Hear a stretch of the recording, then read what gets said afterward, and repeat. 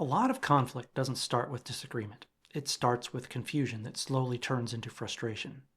You say something that feels obvious to you. The other person reacts in a way that feels disproportionate or personal. And over time, you start to think, why is this always harder with this person? What's happening in those moments usually isn't hostility or stubbornness. It's a mismatch in how people are interpreting the same interaction. That's what this video is about. Most of us assume that other people experience the world pretty much the same way we do.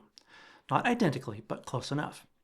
So when someone reacts in an unexpected way, it doesn't feel neutral. It feels like resistance or confusion or even friction that shouldn't be there. What's actually happening, most of the time, is simpler than that. People aren't reacting to the same thing you think you're communicating.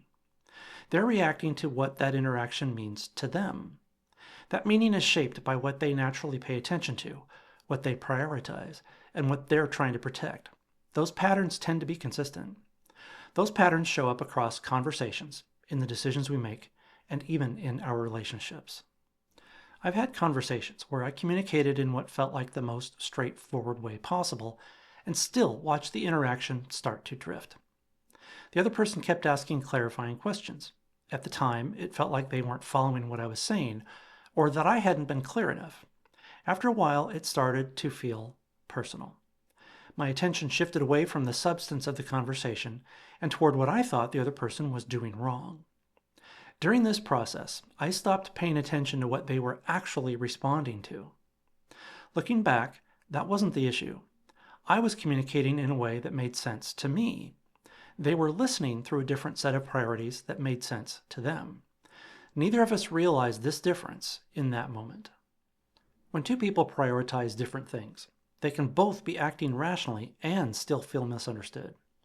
When one person thinks they're being clear, the other experiences pressure. When one person thinks they're being helpful, the other hears interference. When one person thinks they're being thorough, the other experiences delay. And when one person thinks they're being flexible, the other just hears uncertainty. Over time, that gap starts to feel personal, not because it is, but because people tend to explain behavior in terms of intent when they don't understand the underlying pattern. When structure is invisible, motive fills that gap. This isn't about labeling people or putting them into categories. It's about recognizing that internal priorities shape how interactions are interpreted. When those priorities go unseen, people argue about tone, effort, or even attitude. When those priorities are visible, the behavior itself stops being mysterious. The disagreement may still exist, but the surprise usually disappears. That shift alone changes how personal the interaction feels. When these patterns are misread, energy gets spent on the wrong problems. People revisit conversations, adjust phrasing, or assume intent that isn't actually there. The same kinds of friction keep showing up, even when everyone involved believes they're being reasonable. That repetition is usually the signal, not that someone is difficult, but that the interaction is being interpreted through the wrong frame. Once the framing is understood, the situation often looks very different and stops feeling so darned personal.